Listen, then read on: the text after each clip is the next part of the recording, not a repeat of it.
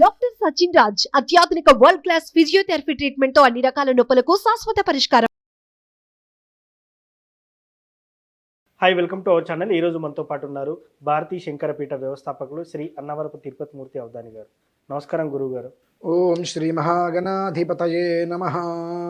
గురువు గారు, అయోధ్య రామ మందిరం ఓపెనింగ్ అయితే ఉంది, ప్రారంభోత్సవం. ఈ ప్రారంభోత్సవం రోజు అక్కడికి వెళ్ళలేని వారు మన ఇంట్లో ఏం చేయాలి, ఏం చేస్తే మంచి ఫలితం ఉంటుంది? ఆ ప్రాణ ప్రతిష్ఠ జరిగేటప్పుడు ఇక్కడ ఏదైనా మంత్రం చదవాలంటారా? మనకు ఆ ఫలితం దక్కుతుందంటారా? రాముడు వారికి సంబంధించినటువంటి మంత్రం ఏదైనా ఉంది అంటే రామతారక మంత్రం. ఓకే, అంటే రామో విగ్రహవాన్ ధర్మ అంటారు. రామో విగ్రహవాన్ ధర్మ.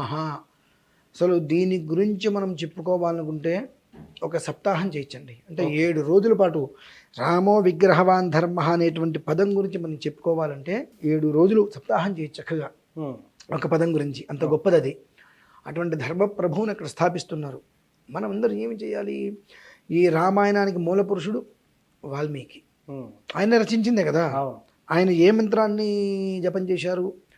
మర మర మర. అంటే ఏ మంత్రమైనప్పటికీ కూడా ఒక విధానాన్ని అనుసరించి మంత్రోపదేశం చేయకూడదు.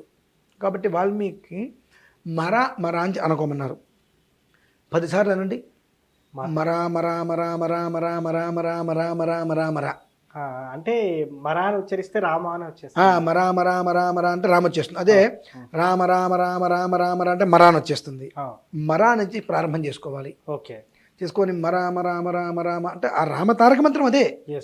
చక్కగా ఆ రోజునే కదండి, రేపటి నుంచే మొదలు పెట్టుకొని ఎంత అయితే అంత, 1,00,000 చేయగలిగేవా, 1 కోటి చేయగలిగేవా చేసుకో.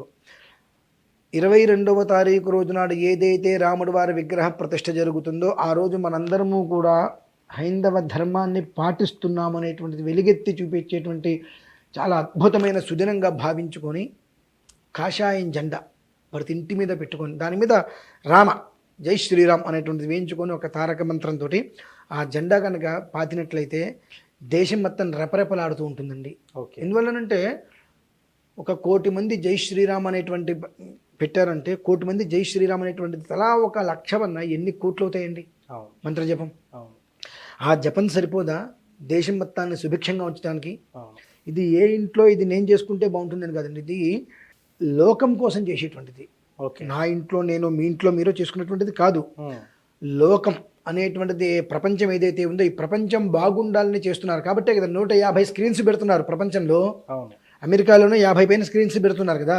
ఎందుకు పెడుతున్నారంటే అది చూస్తే చాలు అందరికీ కూడా యోగం కలుగుతుంది అని. అటువంటిది చక్కగా ఆ సమయంలో ఇంట్లో టీవీ చూసామా, ఫోన్ మాట్లాడామా, గేమ్స్ ఆడామా అనేది కాకుండా నిత్య దీపారాధన ఎట్లాగా ఉంటుంది. చక్కగా ఒక పతాకం, విజయ పతాకం అంటారు. 500 సంవత్సరాల తర్వాత విజయం సాధిస్తున్నాంగా. ఎన్ని కళలండి.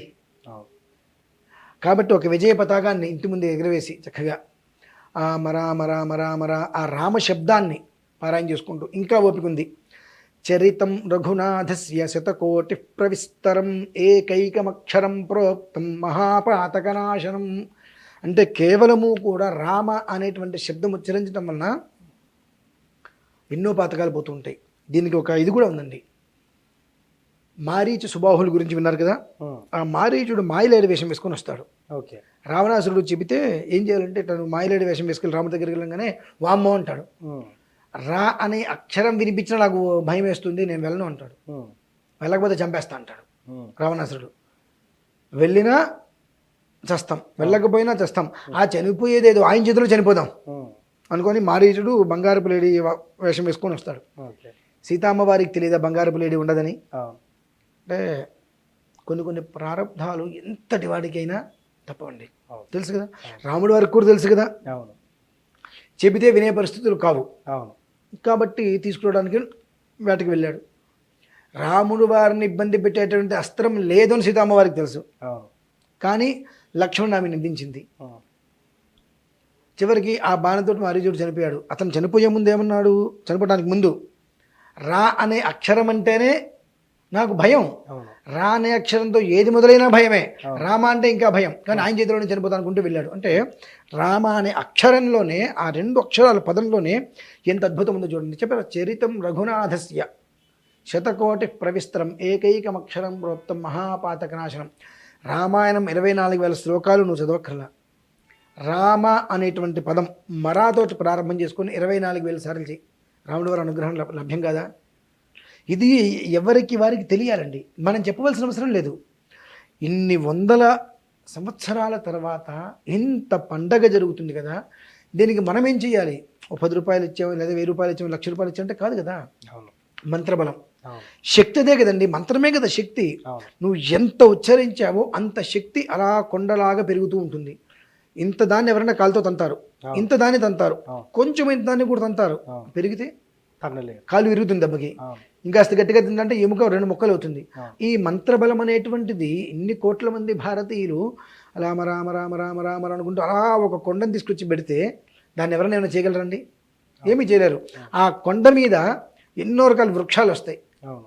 ఫల వృక్షాలు వస్తాయి, పుష్ప వృక్షాలు వస్తాయి, ఎన్నో రకాల జీవాలు బ్రతుకుతూ ఉంటాయి. అంటే ఆ మంత్రశక్తితో ప్రపంచం అంతా కూడా శాంతిగా ఉంటుందనేటువంటిది చాలా యోగ్యకరమైనటువంటి సంభాషణ అది. కాబట్టి ప్రతి ఒక్క మనిషి కూడా ఇది మనది, మనం తెచ్చుకున్నటువంటి స్వాతంత్రాన్ని మనం నాశనం చేసుకున్నాం. అవును. కాబట్టి మనం తెచ్చుకునేటువంటి విజయాన్నైనా మనం కాపాడుకుందాం.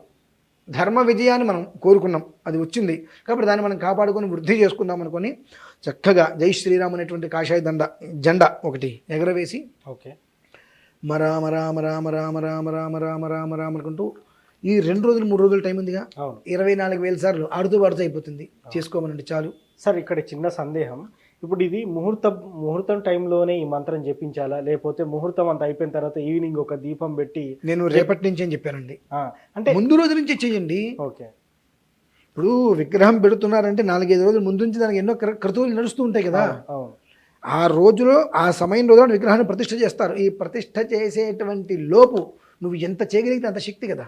అవును. ప్రతిష్ఠ చేసేప్పుడు యంత్రం పెడతాం, ఆ యంత్రానికి శక్తి. ఆ యంత్రానికి శక్తి రావాలి అంటే ఆ రామతారక మంత్రం ఎన్ని కోట్లయితే మనం చేస్తామో అంత శక్తి కూడా అందులోకి వెళ్ళిపోతుంది కదా, అది ప్రజ్వలిల్లుతుంది. అవును. అదే కదా కావాల్సింది. నేను ముహూర్తం అయిపోయిన తర్వాత రావుడి వారిని విగ్రహం స్థాపించిన తర్వాత నేను పెడతానంటే ఉపయోగం లేదు పెద్దగా. ఏదో మనం కూడా చేసుకున్నామని.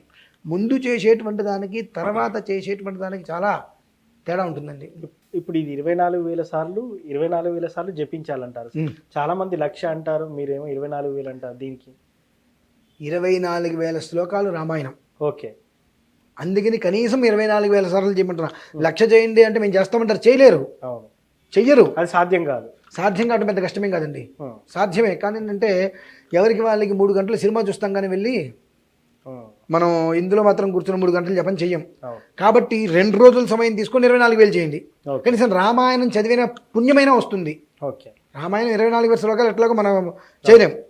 సుందరకాండ 64 స్వర్గాలు మనం చెప్తున్నాం ఎట్లాగో. కాబట్టి కనీసం మరా అనేటువంటిది 24,000 సార్లు చేసినా ఆ యోగమే విరండి.